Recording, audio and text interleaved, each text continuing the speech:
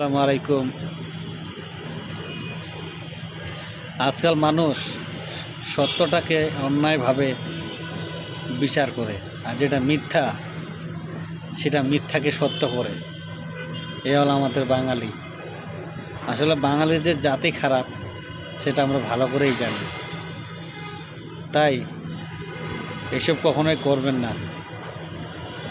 সবার সাথে মিথ্যা কথা বললে আল্লাহ তাআলার কাছে কখনো মিথ্যা কথা বলতে পারবেন না, জায়গা মতো ঠিকই ধরা খাবেন। তাই সত্যকে সত্যই বলুন, আর মিথ্যাকে মিথ্যাই বলুন। আপনি আরেকজনের পক্ষ হয়ে সে সত্যটাকে মিথ্যা বললেন, তার কাছে সে আপনি ভালো হয়ে গেলেন। আর যখন মিথ্যাটা যখন তার কাছে সত্য করিলেন, তার কাছে খুব ভালো লাগলো না। আসলে এটা কখনো করা যাবে না, এটা কখনো করবেন না। আল্লাহ তাআলাকে ভয় করেন। দুনিয়াতে আছেন বা কয়দিন, জায়গা মতো ঠিকই হিসাব দিতে হবে। তাই এইসব মানুষের সাথে শত্রুতা না করে নামাজ নিয়ে শত্রুতা করেন, তাহলে অনেক ভালো হবে।